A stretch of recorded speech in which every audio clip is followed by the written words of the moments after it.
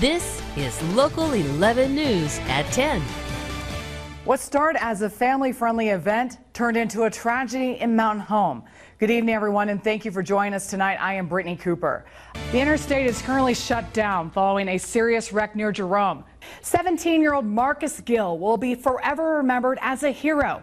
Now, he died about 2 weeks ago after jumping in the Portneuf River and saving his girlfriend from drowning.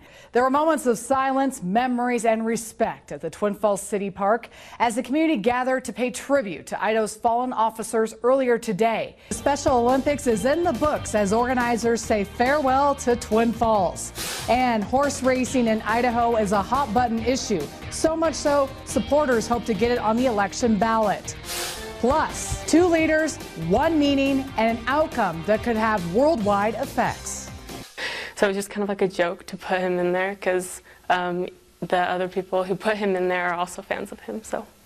Jerome High School students in the yearbook club put recording sensation Harry Styles in this year's annual. Great day to be outside. I got some more color, but I was applying sunscreen regularly. Yeah, at least you didn't get burned. That's the good news, right? That was 2 weekends ago. And now, Brittany Cooper with KMVT Local 11 Sports. Welcome to Hutchison Sports Arena, the headquarters of the 2018 NJCAA Men's Basketball National Tournament, and really has been the site for almost 70 years. Well, the College of Southern Idaho men's basketball team is used to being an underdog. In fact, on Tuesday night, the Golden Eagles upset the 7th seed Odessa, a team that was supposed to blow them out. Tommy, yesterday at practice, we talked about you needed to win the rebounding matchup. You guys succeeded 38-34. You provided 10 of those and got that double-double, 12 points and 10 boards. We just came off a huge win by CSI, 103-95 over Odessa. We have Coach Fay, we have Danny Kingsby, and Tommy Byrne. Coach, what did you see from your players after 7 lead changes and 7 ties? Brittany Cooper joins us now live in the studio to preview the team's next conquest, the JUCO World Series. That's right, Kelsey and Joe. CSI prepares for a 7 a.m. bus ride that will take them to Grand Junction, Colorado, home of the JUCO World Series, and where thousands of fans will converge from all over the nation. Welcome to Minico High School, the home of the 41st annual North-South Shrine All-Star Game. Well, right now, the North, led by mainly Minico and Gooding players, have an 8-0 lead on the South. I gotta say, I'm a little intimidated by all your accomplishments and watching your highlights as well. So tell me, I mean, what made you get into this really competitive, really gory at times sport? Well, the Idaho weather doesn't always play nice, especially with track meets. Am I right, Brian? Boise State hit the blue today for the annual spring game. It's a great chance for the coaches to see the players at full speed with contact. The events of September 11, 2001 will last a lifetime, especially for those directly impacted by the tragedy. 2 Burley firefighters head to New York City later this month, participating in the city's Memorial Stair Climb and take in the experience of an incident that rocked our nation forever. Plane that hit the first tower. I was at home, I just woke up and just turned on the TV and seen smoke coming out of one of the trade centers. Burley volunteer firefighter Brian Addis is training for the New York City 9/11 Memorial Stair Climb. You're in full gear. You're on air. You have approximately 70 pounds worth of gear. You have your full firefighter turnouts on. He, along with fellow firefighter Justin Jensen, so you keep your head down and just go, are no stranger to stair climbs. I've been 9 stair climbs now. Proceeds this year benefit the Ray Pfeiffer Foundation.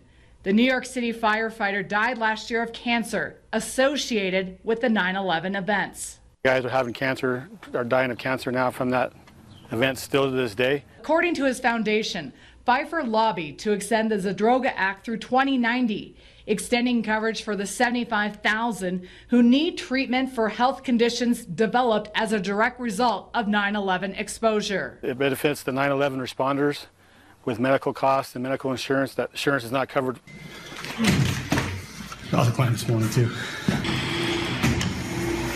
The training process is grueling. The very first time that I climbed in Seattle was an amazing test. It's the most enduring challenge I've ever had. We train usually for 3 to 4 months beforehand. You spend about every day in the gym. You're also having to improve your cardio, so muscles and cardio. 80 stories and 1,600 steps. Just one challenge in the effort to keep these heroes' memories alive. 343 people invited to this. Each guy that died, each guy gets a member to climb for. Addison Jensen will continue to collect donations throughout this month. We provide a link where you can donate directly into their fundraising accounts on our website. They do have to pay for their own travel expenses. The 2018 high school state track championships have come and gone, and one local school made its first appearance in more than a decade. Zach Smith represented the Idaho School for the Deaf and Blind in the 400-meter race. He lives in Boise, but spends the school week in Gooding, and he's not letting his disability stand in the way of his goals. The pre-race directions can make or break you before the race even begins. Leaving before the gunshot is an automatic disqualification. Now imagine if you're hard of hearing. If everybody Oh, be fine. so he said if it's quiet, he can hear it, but if it's not, he can't hear it as much. Zach Smith is hoping to break his grandpa's school record of 50.8 seconds set back in 1952. My best time is 56, but my goal is like 49. Father coach Rob Anderson is helping to translate for Ken Anderson, who's Smith's coach and right-hand man. So he's one of the best coaches I've ever had since I've started running. Anderson is deaf and reads lips, but they communicate through sign language. Conditions were a little windy on Friday, and Anderson helped Smith see the signals. The eyes replaced the ears.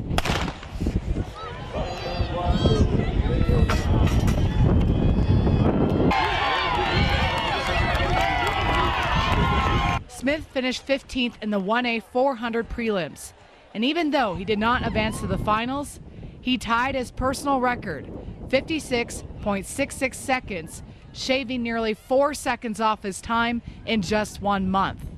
2 more years. 2 more years, he'll get even better, hopefully. His coaches, along with his new friends, expect him to return next year. To be by side, to live right.